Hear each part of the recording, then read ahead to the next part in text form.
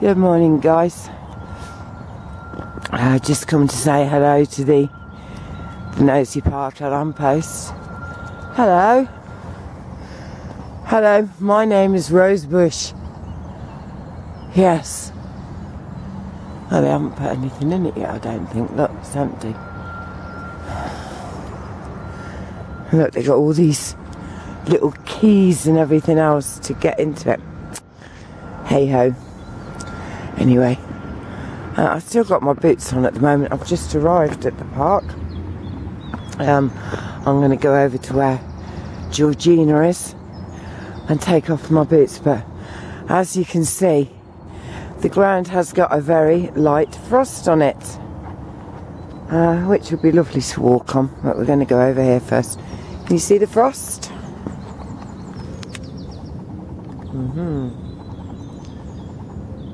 Frozen dandelions, bless them. But that's cool. I don't mind the frost, really.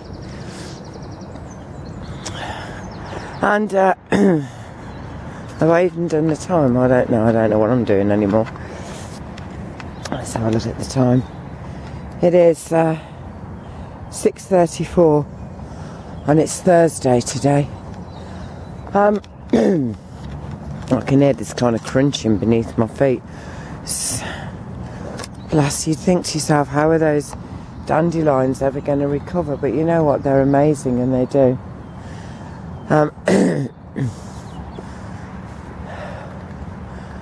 Yes, I think today I just want to talk a little bit about barefoot walking and our feet and the crazy things we've been forced to do.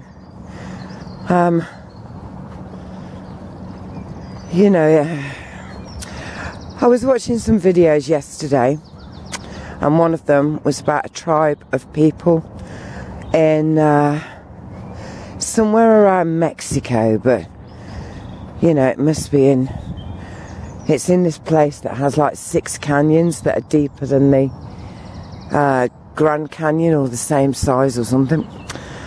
And these people are barefoot, and they run, or can run, 450 miles, I think it was.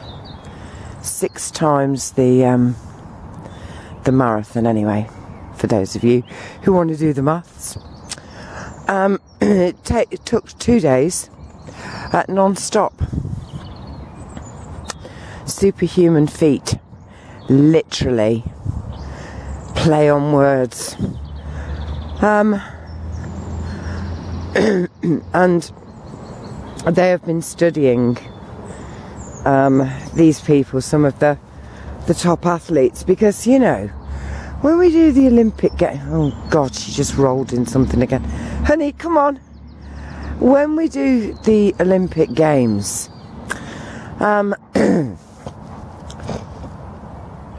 you know, we kind of behave as if these people are the fastest in the world. Well, actually, they're not. The world involves more than the people who are represented at the Olympic Games. Do you know what I mean? And we get all so up our own arses. Russia receives so many medals, gold medals.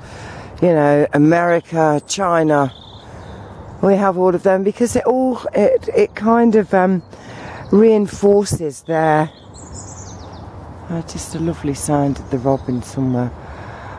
It reinforces what we believe to be their superiority, their strength, their all kind of the all-American boy, or the great British runner. Do you understand what I'm saying? Like chariots of fire. And it's pathetic, really, because you know what? Oof. We just say, right, this is the whole world, the Olympics, this is the whole world, but the whole world isn't invited. Oh no, and you would need lots and lots of money to send your athletes. Yeah, I'm going to leave you there a minute while I take off my boots. So, I've been thinking about barefoot walking and how they actually said that this tribe of people were, as they put it, superhuman.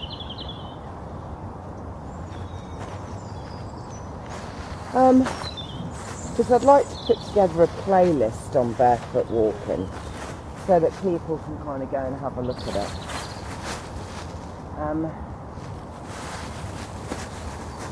Because it's something that has not been researched a great deal. And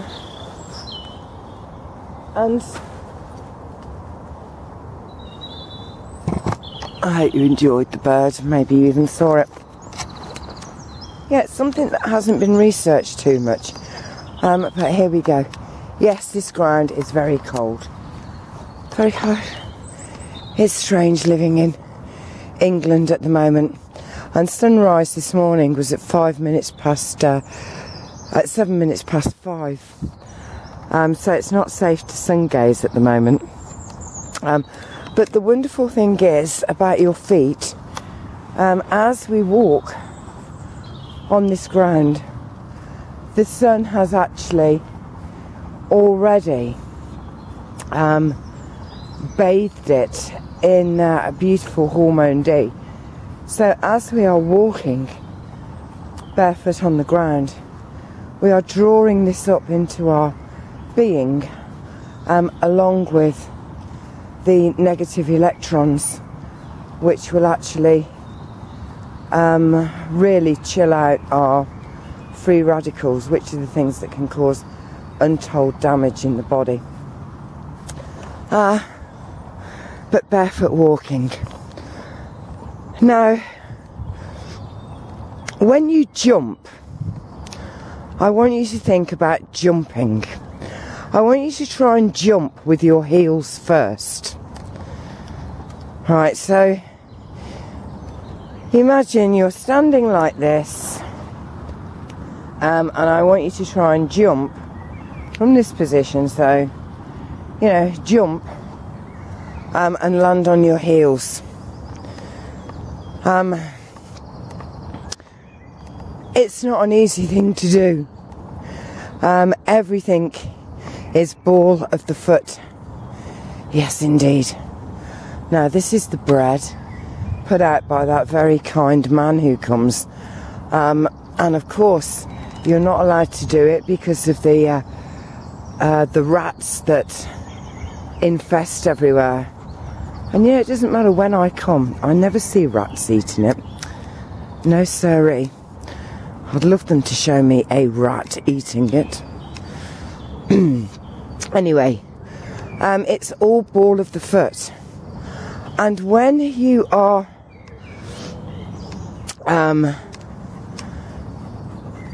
walking, it shouldn't be a heel strike. The energy, the force that goes through the heel goes right, because there's no, how can I put it? It's like a slam down judder. Do you understand? There's no kind of flexibility in the heel. The heel is there for resting, and that is it really. So when we're at rest, we can stand with our, a bit like a kangaroo, I suppose.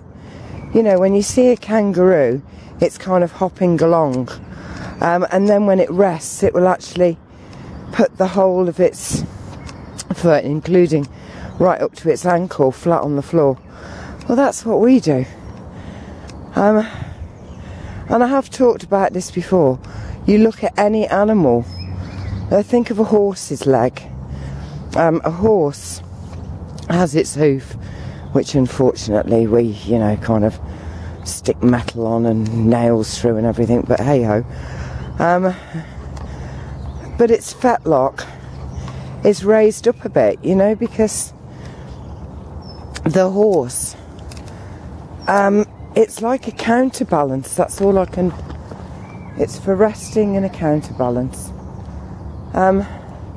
And the other thing is, I mean, okay, I'm walking along logs here, but if you imagine those athletes who do walking on the beam, you don't see them put the heel down first to get any kind of balance. It is all to do with the toes and the balls of the feet.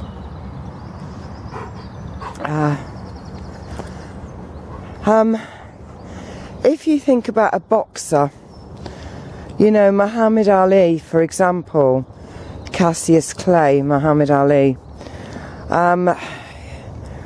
people were just mesmerised by him because of the way he would dance about on the spot, you know, up and down, on his toes the whole time. And of course boxing boots have got a very, or did have a very soft, flexible base, just so that you could kind of, you know, jump up and down. When I'm doing this stone jumping, I'm going to go from the pad of my foot. I'm not going to jump from the heel. No, I'm going to jump from the pad of my foot.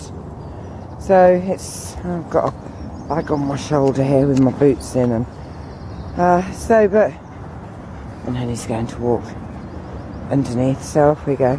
So we kind of, and when we land, it's on here. It's on this part of the foot. We don't land like that. So we actually spring away from the ball and we land on the ball of the foot. Right, let's go this way. When you see some of the most graceful acrobats, it's all done with a bare foot, or with a foot that is covered in, you know, something that actually moves like the foot does. Very flexible base. So I want you to think about all of this, because we're actually doing ourselves no good whatsoever in wearing shoes, seriously. You get none of the benefits of pulling up all of this fantastic. I mean, how many people are going to get up to watch the sunrise? If we say, you know, well, I have no idea, but round here I very rarely see people getting up to look at the sunrise. I'll go in my garden and do a little bit of sun gazing if the sun is out, but very rarely do people get up to watch the sunrise, especially in the summer months. And yet here the sun has actually bathed the whole ground in hormone D. You know, the sun's energy doesn't kind of fall on the ground and then just disappear. No, it's absorbed and utilised. And when you're barefoot walking, even if you can't get up at sunrise and do sun gazing, if you come and walk on this ground that the sun's rays are going on, you are going to pull up the benefits. And not only that, the ground will have absorbed any of the stuff that you might be worried about, if you see what I mean. So now look at us going into here.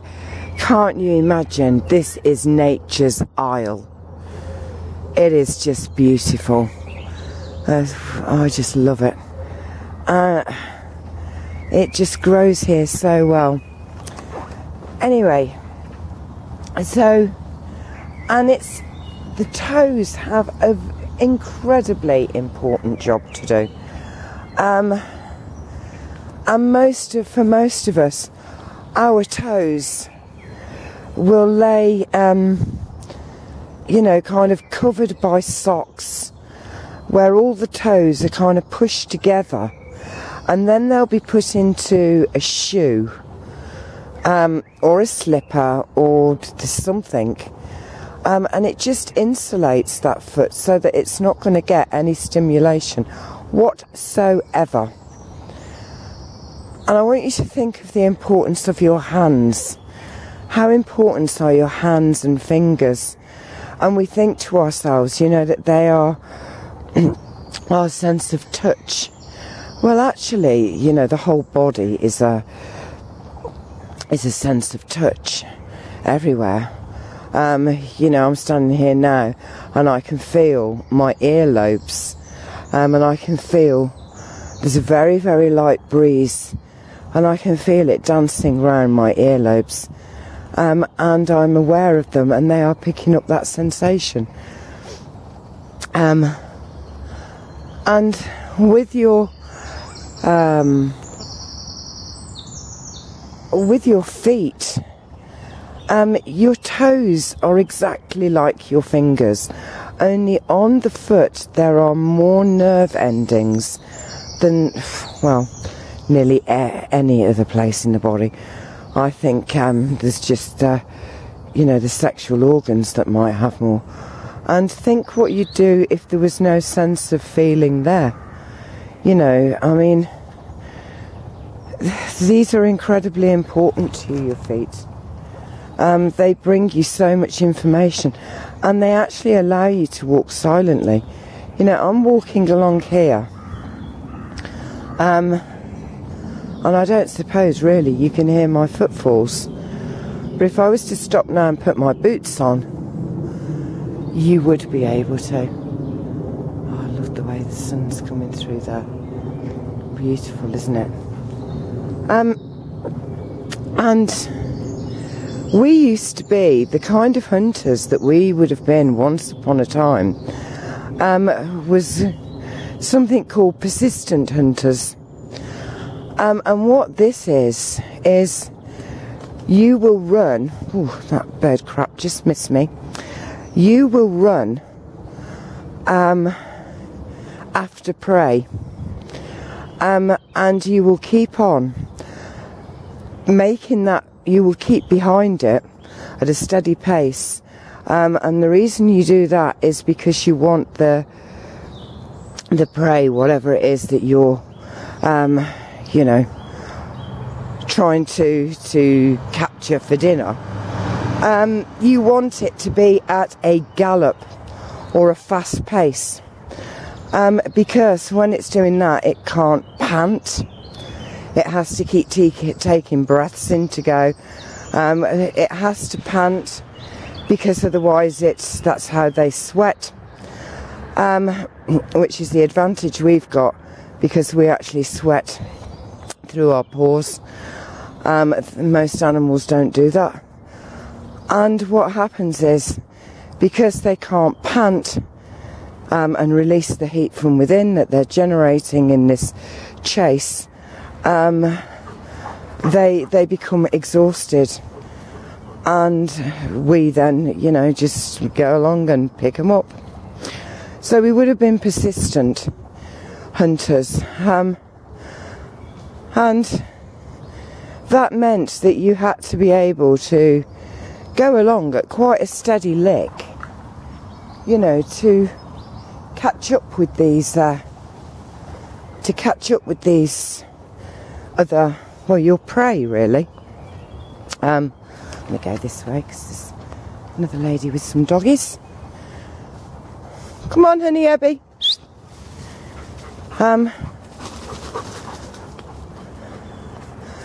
So when we think of marathons as these great races of endurance, actually, really, you know, that is the way that we are built.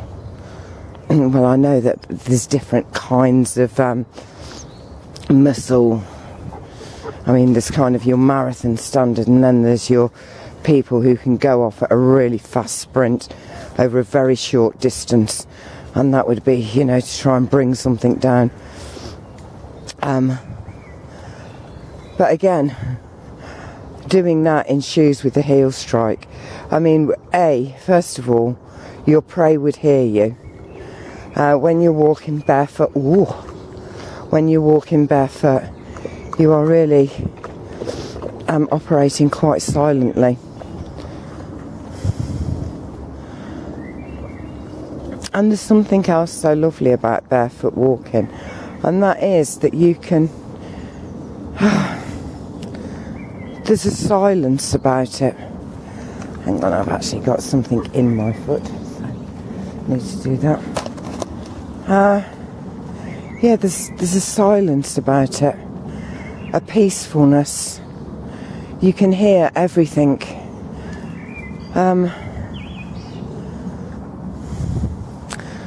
Anyway, I just want people to understand how beneficial it is. And I mean, these kind of surfaces, these gravelly ones, you know, you kind of think, oh. When you're first doing it and getting used to it, I used to come and think, oh, I don't want to walk on any gravel, I don't want to walk on any gravel. And that is really just because we've cosseted our feet so much to the point of paralysis almost. Do you understand what I'm saying? Hey ho, well, I'm going to go have a look at our little local bluebells. Yes, I'm going to Catherine's this morning to do my duty and to enjoy myself really for an hour, and then for the rest of the day, well, I've actually got a free date. Oh no, I haven't. My grandson's coming. He needs help with his youth work qualification. This is another grandson who's gone into youth work, which is something I did years ago. Anyway, wow. Right, well guys, I'm going to go carry on with my walk and just think about your feet. You know, they're absolutely incredible, and you don't see tightrope walkers putting their heel down first. No, they will actually, it's all ball of the foot and toes. And people who do acrobatics, people who doing balancing acts. Now see there, I kind of, this is very uneven log. But your toes, see, my toes are gripping. They're actually gripping the log. So, the many times I would have fallen off if I had a shoe on, it didn't happen then. But yeah, acrobats, you know, gymnasts, people who swim. You know, you swimming, you're actually pushing with that ball of the foot. Anyway, have a great day everyone, and keep looking up, because there's the most, actually there's a very beautiful sky up there today. I haven't seen any chemtrailers, I haven't seen any things in the skies creating lines way up high, or leaving a dusty kind of covering to the sky. And the sun is just beautiful, and even though it's now no longer safe to sun gaze, just close the lids of your eye and just allow that hormone D onto as much of your bare naked skin as possible, because you can't buy what the sun gives you from any chemist. No, you can't eat it in any food. No, the only way to get it is to hold your head and allow it to just bathe you. But of course at this time of day, please don't gaze at the sun.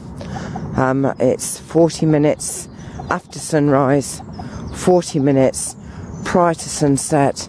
In winter you can often do it for longer periods of the day, or there's more opportunity throughout the day, because in winter the UV levels are so low. But you can check online the UV levels in your area, and if they're safe, just do go out and do it. It's 10 seconds increased by 10 seconds, a further 10 seconds any time or the next time that you actually sun gaze. So right, I'm back with Georgina and the tree, and I'm going to leave you all now. So keep looking up, guys, and there may be a beautiful blue sky and a sun finally showing its face. And remember to enjoy life, live it. It is exactly why you're here. So from Honey and Abby, who are over there, and from my feet, which are wet and cold but feeling tingly and beautiful, it's goodbye. I love you all. Remember, enjoy life, live it. It's exactly why you're here. Isn't that true, Georgina? Bye.